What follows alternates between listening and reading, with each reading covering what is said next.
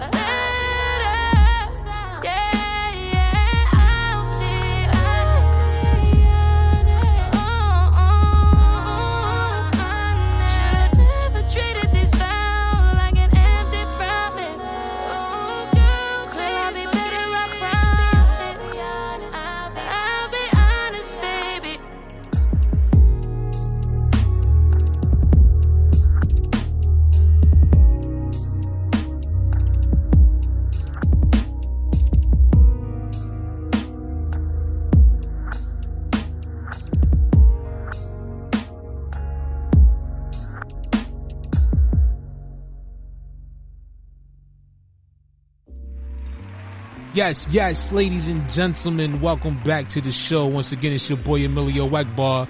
And I would like to say thank you to each and every one of you for taking the time out of your busy schedule to tune into tonight's presentation as EJP Entertainment Presents the Artist Spotlight. You already know what it is. We at the point of our show where we are joined by tonight's special guest. But before we do so, ladies and gentlemen, please make sure you go follow us on IG at EJP_Entertainment to stay up to date with everything related to EJP Entertainment. Yes, ladies and gentlemen, what's really good? How you living? How you feeling out there, folks? Welcome back to the show. Once again, it's your boy EMillio EgBar, and I would like to say thank you to each of you for taking the time out of your busy schedule to tune into yet another presentation of this show. And if you haven't done so yet, folks, do me a favor, make sure you follow us on IG at EJP Entertainment to stay up to date with the latest from EJP Entertainment, or you can follow us on Twitter at NonStop Radio 212 to stay up to date with the latest news and highlights from your favorite hip-hop show, ladies and gentlemen. And with that being said, we know we are now at the point of this show where we are joined by tonight's special guest. And our next guest comes to us from out of the Chicago, Illinois area, ladies and gentlemen. This very young and talented young lady at the time of this discussion is currently holding down the #1 spot with her single I'm With You on the EJP Entertainment Top 10 of the Week show. And when I say it wasn't even close in terms of the votes of getting onto the #1 spot,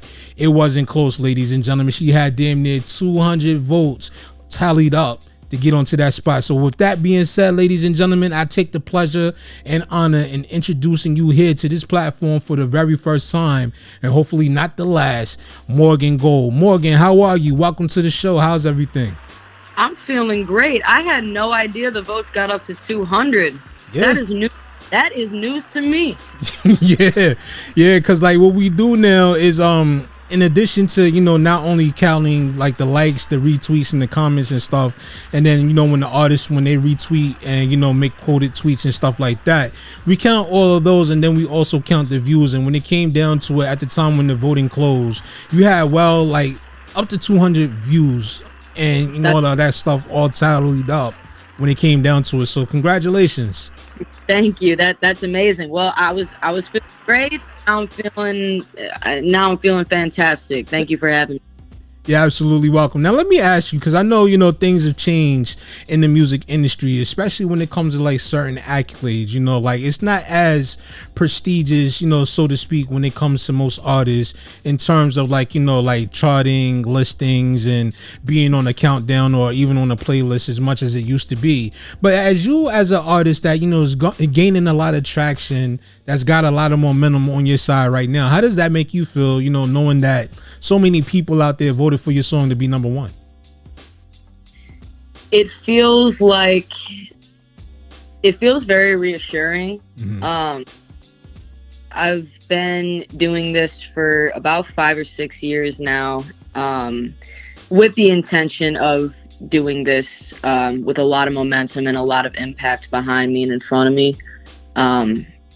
Just because I truly believe that I'm making music with the intention of reaching a lot of people.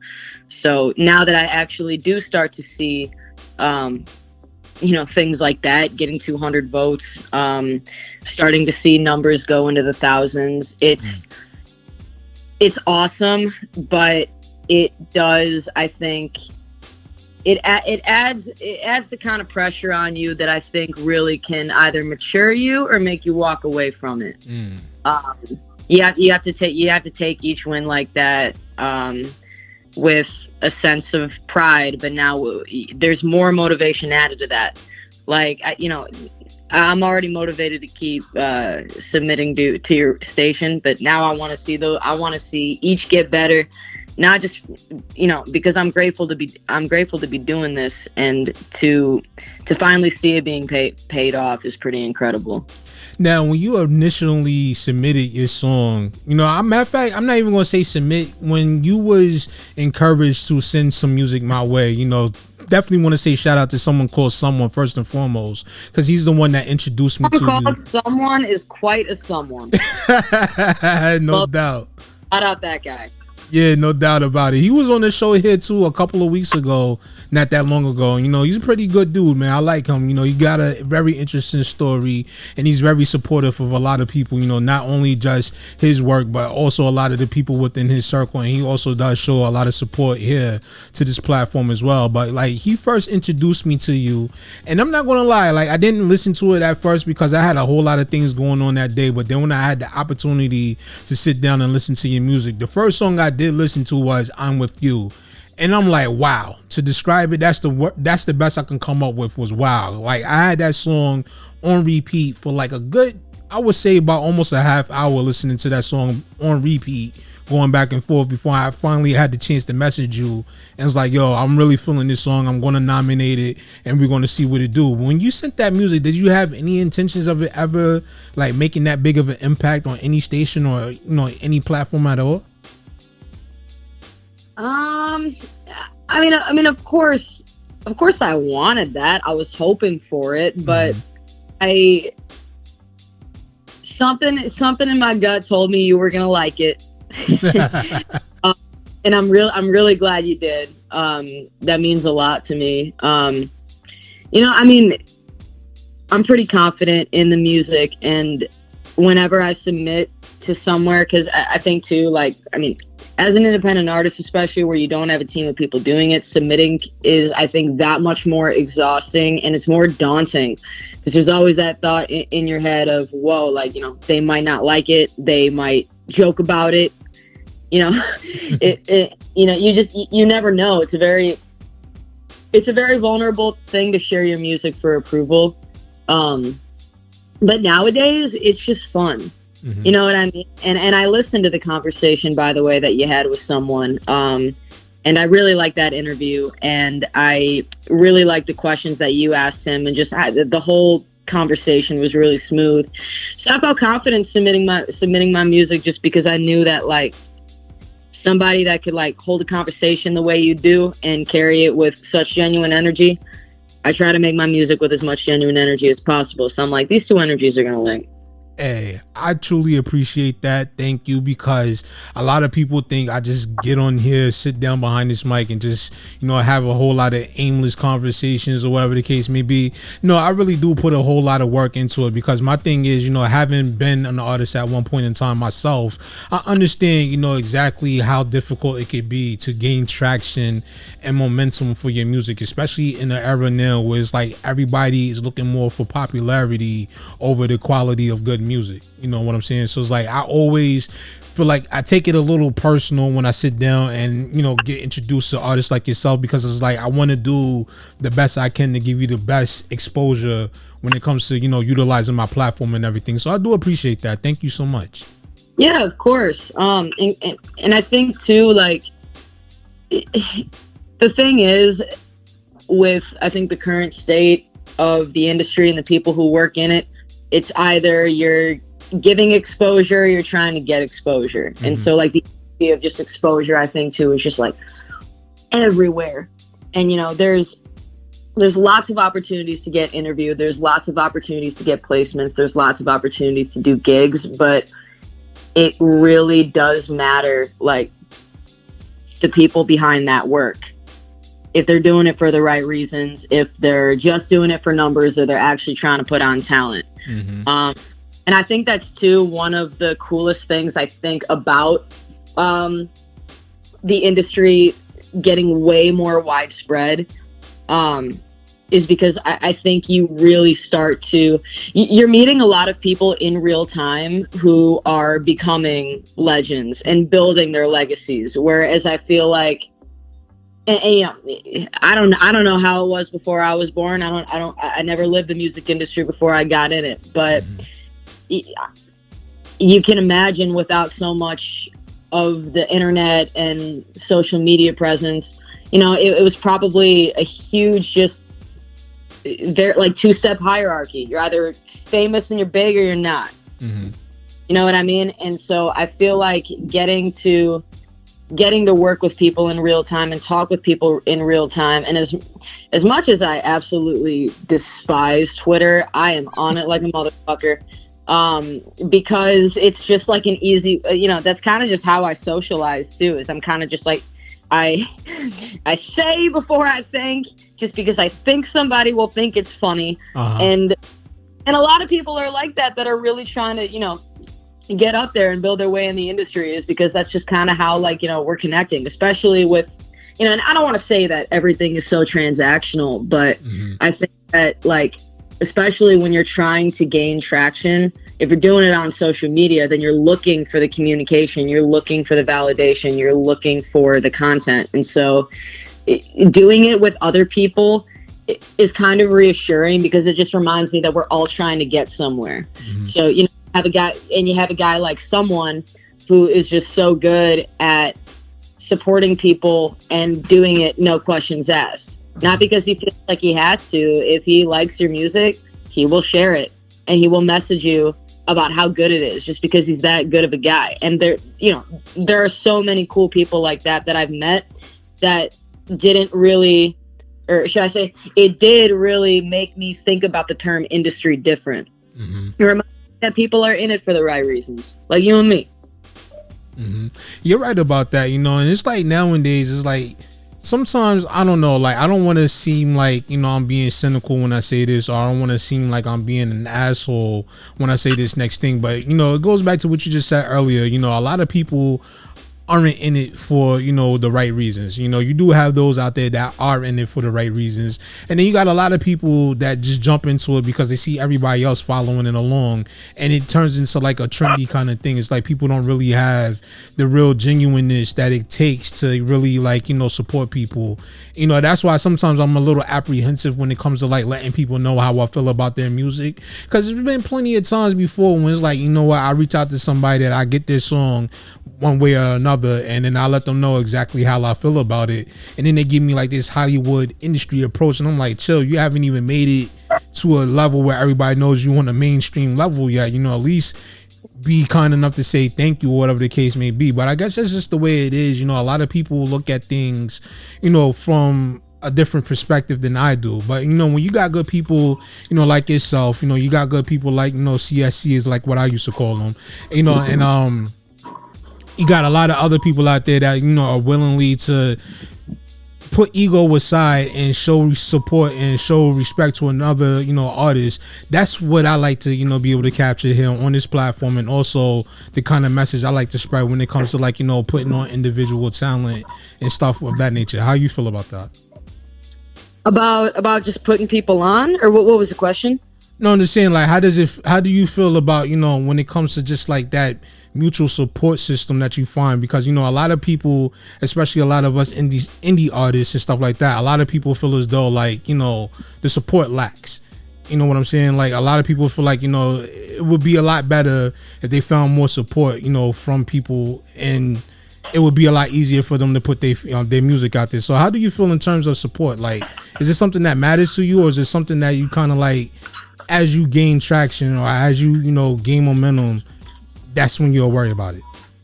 I mean, so for me personally, I'm a people pleaser, right? Okay. That's one of the reasons why I wanted to be a performer, why I wanted to be an artist, is because I like to make people happy. So of course the support mattered for me. Mm-hmm. It mattered a great deal to me. And I, and this is something that, it's funny because this is something that a lot of artists complain about, but it is true. Like, a lot of times when you're starting out, it can be very hard to even get like your homies to support you that you grew up with. Oh yeah. You know what I mean? And like, you're sharing your song 80 times on Facebook, because you're really excited about it. You're sending it to literally every person in your contact list, even if you haven't talked to them for like 5 years out of high school. You know what I mean? Just because you're trying, like, you're your own PR person. And one of the coolest lessons that I learned coming up in this is that the best kind of support will come to you naturally. Mm-hmm. And what I mean by that is, so kind of to my point of what I was just saying about spreading your shit everywhere. Like, when I first started, spreading it everywhere, getting in everybody's DMs, trying to work with everybody. And I think like every artist learns naturally. There's times when you're too much, and when your need for support and your desperation for it, like, kind of like, once that becomes more important than the art itself, then you don't come off as hungry, you come off as annoying.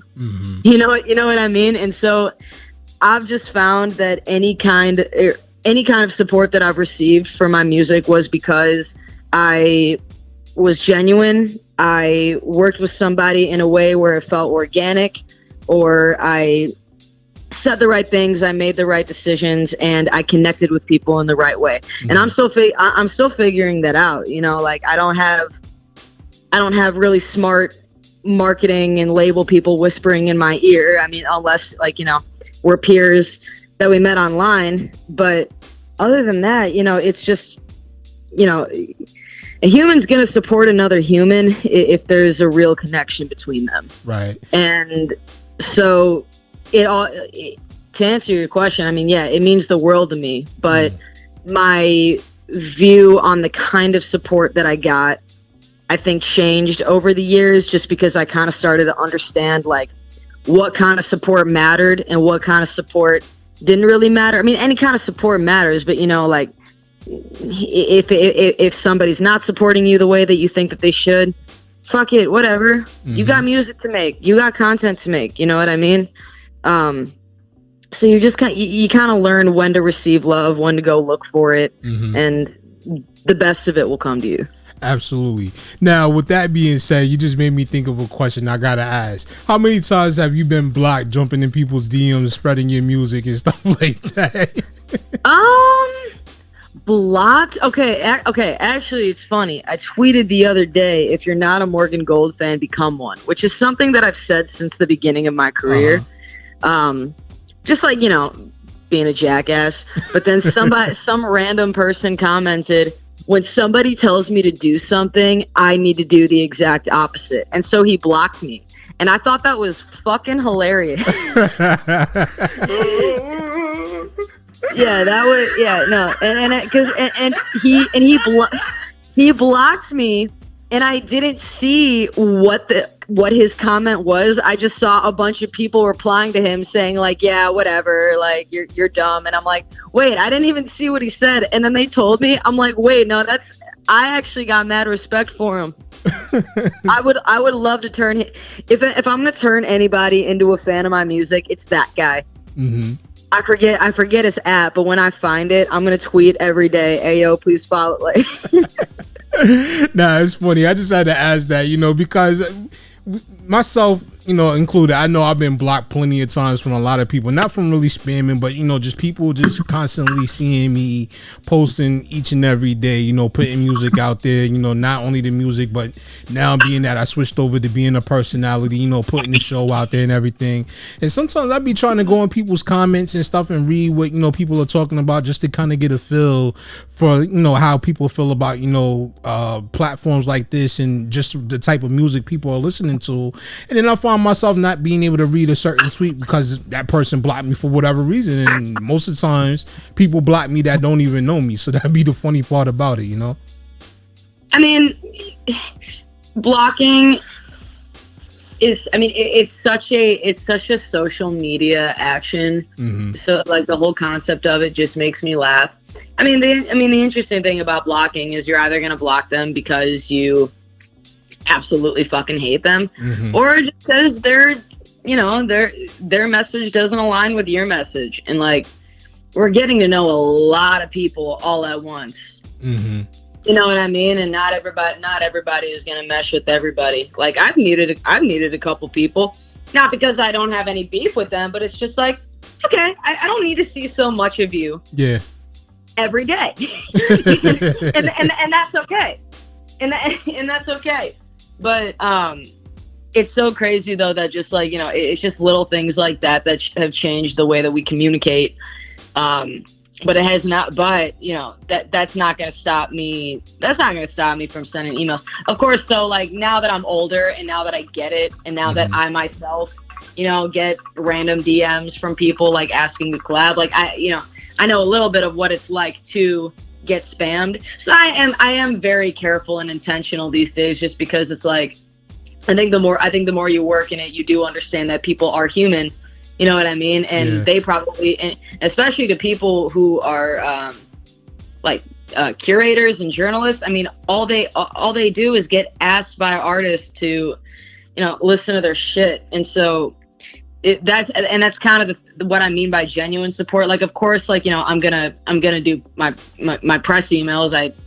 I'm pretty on my own ass about that, but I do try to send it to people that I think could actually find meaning in it. Of course, I want it featured everywhere if I could, but kind of, you know, going back to that central idea of like genuine support, being intentional about where you get your support from, like, especially when we're still building and everything. Like, I want good people that I respect around me and to know who I am. So that way, the people that I love getting support from, we can build each other up.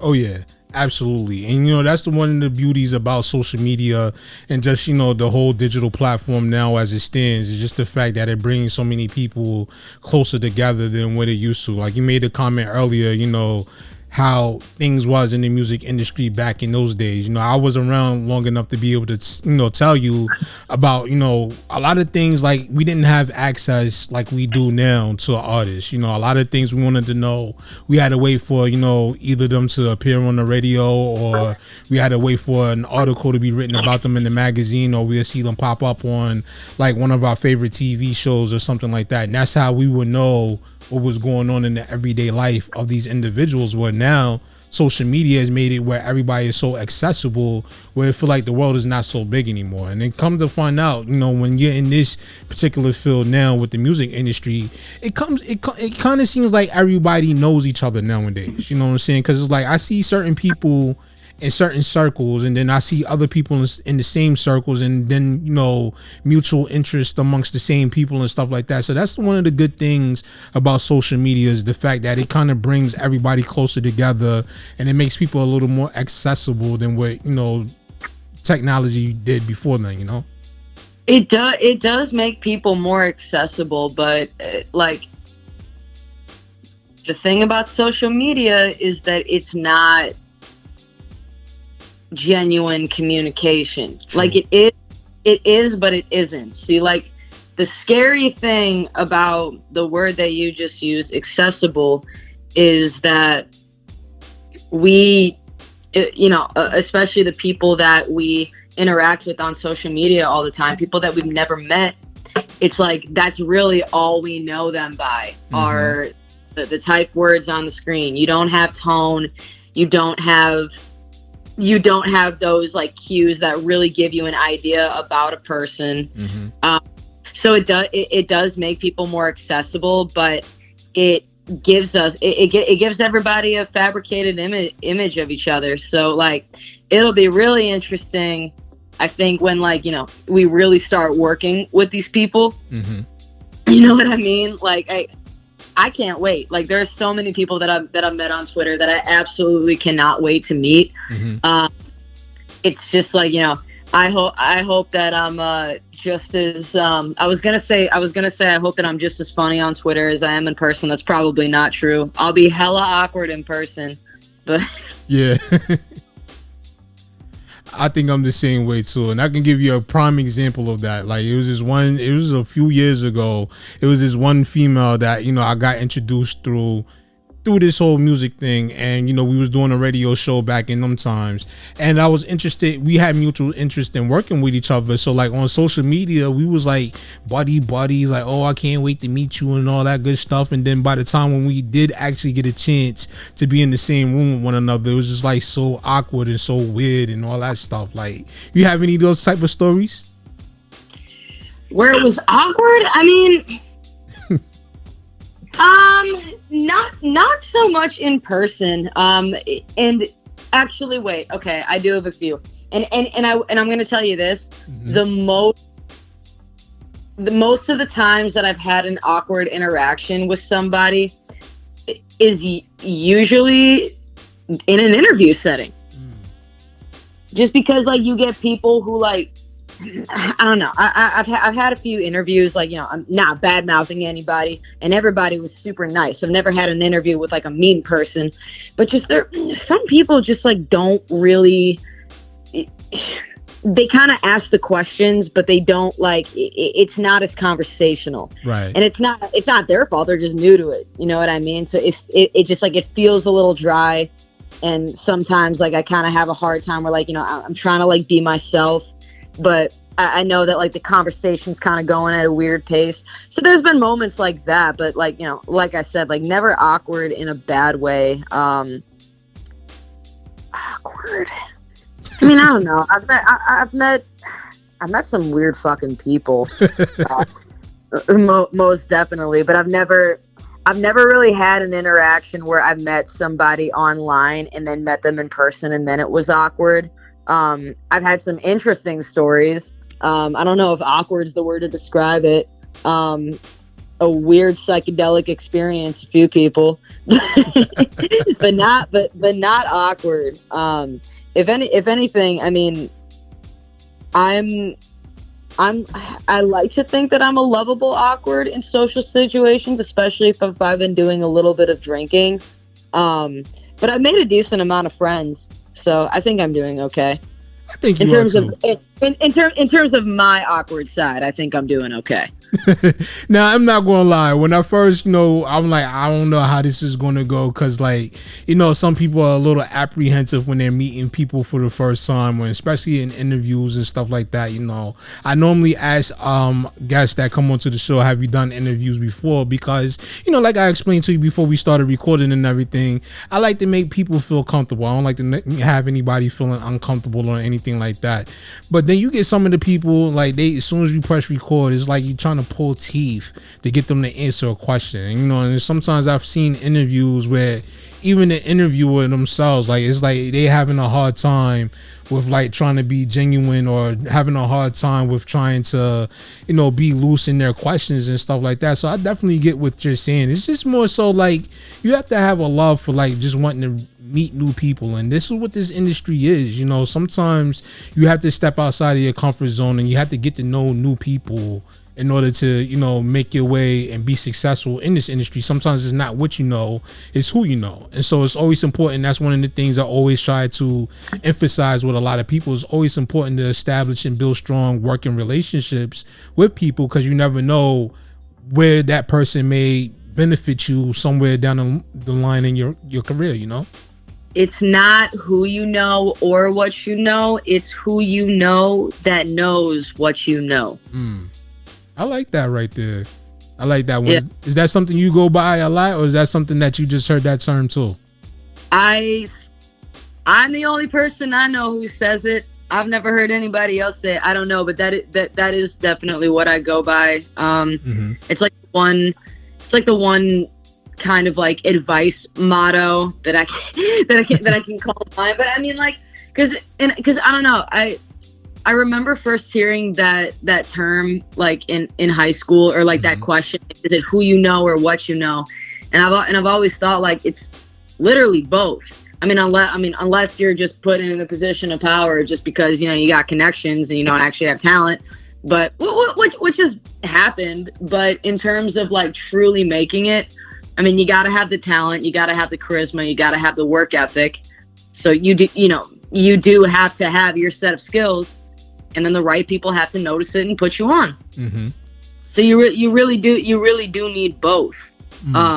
But who you know is absolutely crucial. You got to make in this industry. You have to make connections in order to get to get to the next step. Every single time, connections are all we have. It's how we pay each other's bills. No doubt. And I like that. You know, say that phrase one more time for me. I like to hear that one more time. It's who you know that knows what you know. You know what? You need to go get that trademark. You need to go get that put on a t-shirt. You know, you need to make that your slogan or something like that. I'm thinking entrepreneurial now. Like, you need to, you know, take and capitalize over that one before anybody else who hears this interview go and try to steal your shit, you know? I'm going to tweet it right now. And if anyone steals it, they're going to see my timestamp and date and know that yeah. All right. Yeah, I should get that. I still have to get my name copyrighted. You got to get it time stamped. And we also got the receipts right here on the show. So if anybody try to come back, oh, I said that first. Nah, you're fucking lying, because we got it right here. We got the proof. So don't even on do that. Tape. Come on now. On tape and on tweet. Like, bring that to court. I will shut down any lawyer that tries to argue. Absolutely. And you can call me as a witness. I'll let them know, like, yeah, she said that here first. So I got you. No doubt. But with that being said, like, when it comes down to it, Morgan Gold, like, who do you want the people to know about you? Like, who or should I say, what is your message in your music? Like, what do you want the people to know about you through your music? I want people to know about me, that I care a lot about beauty and a good spiritual experience, and just, overall peace and happiness for everybody. That's truly what I stand for, and truly what I am always striving for. Even though there's a lot of pain in my music, like, there's always the question, if anything bad is happening in my music, of like, I always try to ask, like, why is this going on? Why am I feeling this way? And how can I get better?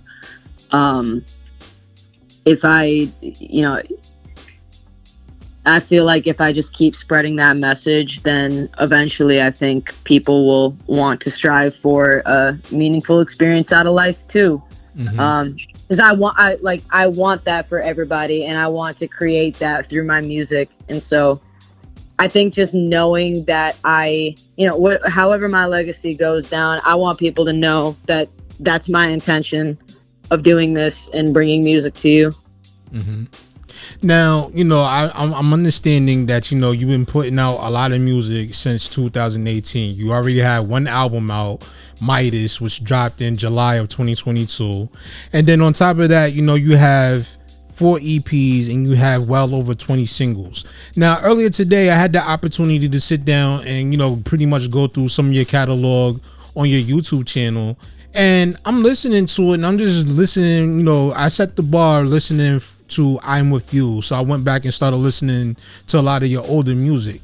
And I'm hearing, like, some of the notable songs that stood out to me was Forgiveness, Back Up, Empty, Deeper, Feathers, and then you had another one called Pray. Now I'm listening to your music and I'm hearing so many different varieties, so many different layers to you, leading back up to this song I'm With You. Now I noticed, like, your music, like, you have that kind of like that falsetto kind of, flow to it. And then, like, I can tell, like, every different song is based off of a different experience. Like, you don't get like the same feeling when you listen to a lot of your music. Is that what you give to your people? Is that what people, normally comment back to you when they talk about, how they listen to your music and what they got from it? Yeah. And I love it. Kind of something else that I want people to know about me is that I love music, and I love music in all shapes and forms, and I like to I don't like to hold myself to the limits of what kind of music I can make, because I love it all. Mm-hmm. And it's just fun. Like, it's fun to try out different flows, different characters, different genres, because you discover parts of yourself that you didn't really know were there initially, and it changes the songwriting, it changes the production, it changes the perspective, it sets the tone for new ideas. And what it allows you to do too is it allows you to sort of formulate your sound in a way where you can explore every kind of sound that you got inside you. Because I mean, like, I'm still in the early years of my career, and being a music lover, and especially, like, listening to a lot of different kinds of music growing up. Once I started really doing it, I wanted to try it all. I wanted to try blues. I wanted to rap. I wanted to try R&B. I wanted to produce pop. I still do acoustic gigs with just my guitar. I started playing in bands more. Like, it's just there's no limit to what kind of music you can do if you just love music and you love to do it. And so I try to be as fearless as possible when it comes to putting out, you know, whatever kind of sound I feel like because of whatever was inspiring me at that time. And I think it's important for people and potential fans to get that right off the bat. Because, like, you know, I definitely think that the center of the sound is that ethereal pop R&B cinematic universe type shit. Like that's the central Morgan Gold sound. But that doesn't mean that that's going to be the only thing you're going to get, because that's not the kind of only music I like to sing. Mm-hmm. You know what I mean? And I think too, it just opens the fans up to, you know, a different side of me. Because if they really want to know me, they got to know that there's a lot more to me than meets the eye. Mm-hmm. I could be feeling one sound one day and another sound another day, mm-hmm. and that's okay because we're human, we're fluid, and we're supposed to be. Mm. Now we're not a brand, like we are, but the human isn't. Mm-hmm. The creator isn't. Mm-hmm. I agree with you, and you know, just listening to, you know, your music and everything like that, you can just hear that you have so many different influences. Like it kind of, like, to me, it kind of seemed like you grew up sort of like a sponge, you know, absorbing all of the different types of music that you listen to. Because, like, when I listen to your music, it doesn't really have any, like you could tell it's your own style. You're not trying to take after anybody. You're not trying to sound like anybody else. You're going through whatever is your thought process for that particular moment, whatever you're feeling at that particular moment when you're making the music, and this is what's coming out. But if there's one thing I could say, you know, and not trying to, you know, sound funny or anything like that, but this is just what I got from it when I was listening to the, you know, the various songs that I heard from you today. The one thing I can get, if I was to make a comparison, I would say I would compare you to, say, her. Really? Yeah. Thank you. Have you heard that before, or is that the first time? I feel like I've gotten a her comparison before for like my pen, but I mean, she is absolutely ferocious when it comes to music, and she is also somebody too that can literally perform anything, completely surprise you on stage. That means a lot, man. Thank you. You're absolutely welcome. I was listening to that, and I'm just listening to the different ranges and the pitch in your voice and everything, and just the fact that, you know, not only in addition that you are a, you know, a singer and a songwriter, but you're also a producer yourself, and you're also an instrumentalist. So it's like, you know, when I was listening to it and I could just hear all these different things, that was the first thing that came to mind. I'm like, you know what, if I had to make a comparison to anybody to, you know, describe like your style of music, what it means to me when I hear it, it kind of comes off, you know, to me as her. Not saying that you're copying her, but, you know, that's just what I get in comparison when I listen to your music. No, that's really awesome. Thank you. I'm gonna try not to let that go too much to my head, but I'm cheesing. Thank you. You're absolutely welcome. No doubt about that one. Like I said, like, you have a very unique voice, and, you know, just listening to, you know, the type of music that you put out is music I can listen to without having to like skip a song or, you know, getting bored of the song. You know, if anything, any indication, you know, from I'm With You, I'm already looking forward to what you got coming up next and all that good stuff. So, like, when it comes to your music, do you also like self-produce, or do you work with other producers to create your sound? I've worked with some producers in the past, but my main producer, my executive producer, is actually my fiance, 730 Skylar. Okay. She and I have been working. We've been dating for 3 going on 4 years. And then she started producing my music kind of at the turn of 2021. And the first project that she was on was Spotlight, and she produced everything on there. And then I started kind of having a little bit more hand in production. But when it comes to the projects that we put out so far, it's usually like she produces everything, and then I maybe have one song on there. Like on Midas, I produced Baby Girl. On the Healing Project, I produced Waterbed. And then I think there's still just like one song that's being produced strictly by me on the next album. And Skylar is, I mean, she's the perfect person for the job. She quit. I think it's just because we click so well, and we just immediately kind of gravitated towards the same kind of sounds when we were kind of experimenting what we wanted to do, like for each project that was next. It's just very, very natural, and her songwriting is impeccable too, which makes it easier too when you got a producer that also just has a really unique pen. I mean, I don't want to say too much, but the next project that we got going to, like, just kind of proves just how good she is. And she's already proven it too, especially with Midas. But this next one, she really kind of came into her own with the experiments and the decisions that were made that really just kind of took it to the next level. So I'm literally the luckiest person on the planet.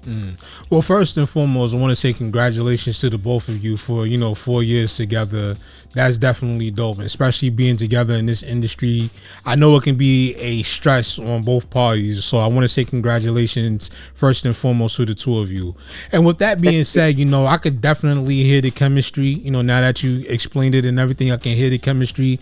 And to me, that's one of the things that is missing so much when we listen to a lot of the music nowadays. Not to be overly critique of anybody else's craft, because people's music is their music, so their art is their art, and I'll just leave it at that. But you starting to see more so artists are starting to get back into that whole process of working with just one producer when it comes to, like, creating the music, because it's like you find that one that kind of understands you as an artist, understands the sound that you're looking for, and then just when you can click together like that and put out good music, you get great songs. That's the result of that. Yeah, and it's also just that when you get like a very solid group of people that just knows how to handle the themes of the project with care, that's where the magic is. And because the music with me is so personal. I write everything, and if if it's not me on the pen, it's usually Skylar. And the music is so personal to us because it's reflecting literally what's going on in our lives. And so there's no better person for the job than, the lady in my life. You know what I mean? Absolutely. And to kind of add to your point too, like you can kind of hear it in the music too, when the project was dealt with care and with a very close, tight knit group of people that know what's going on and know what it means. You know what I mean? Nah, I definitely understand that. And like I said, like, you can tell the difference when there's a genuosity in the room where you're both sitting down, or all parties are sitting down and creating the music, as compared to a business transaction, as we call it. Somebody just purchased the beat, you go to the studio, you write the song, and then you come out with the song, and then it's not really that good. I feel like the best songs come together when both the producer and the artist understand each other, know the sound that each other are looking for, know how to create and critique certain things to make it come out to be the finished product that we get with a lot of the great music that is out there nowadays. Exactly. Yeah. So with that being said, before we get ready to wrap everything up, what is next for you, other than the fact that you got an album get ready to come out soon after the release of Midas? What is next for you? What can we expect for you going into the summer months? So you can expect me to be playing a lot in Chicago. We've got a lot of exciting shows coming up. I believe the first set of shows we're doing back to back at Epiphany Center, which is in the West Loop, May 31st and June 1st. And then we're doing something very special with our residency for Girls Night over the summer that we'll be announcing soon.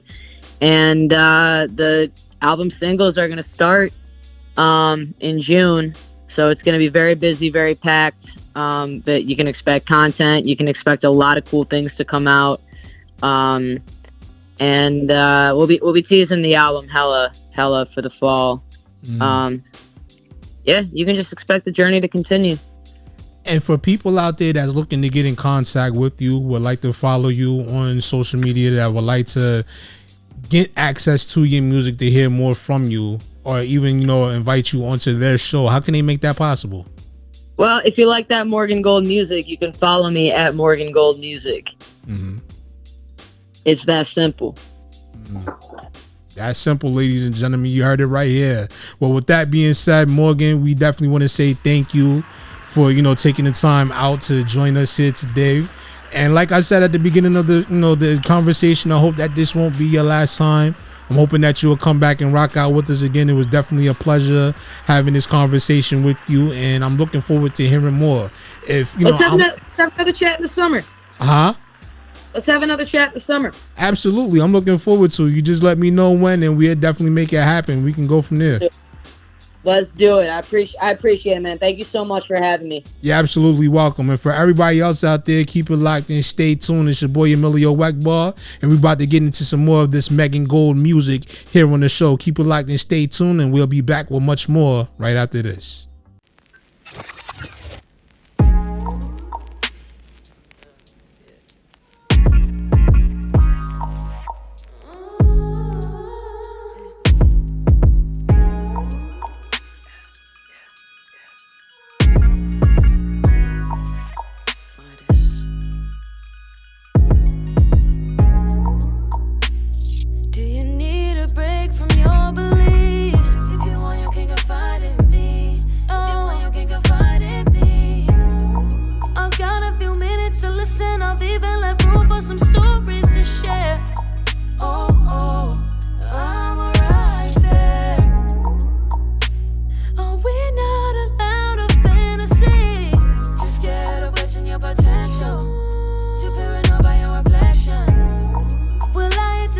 Cause really it's only a fear that keeps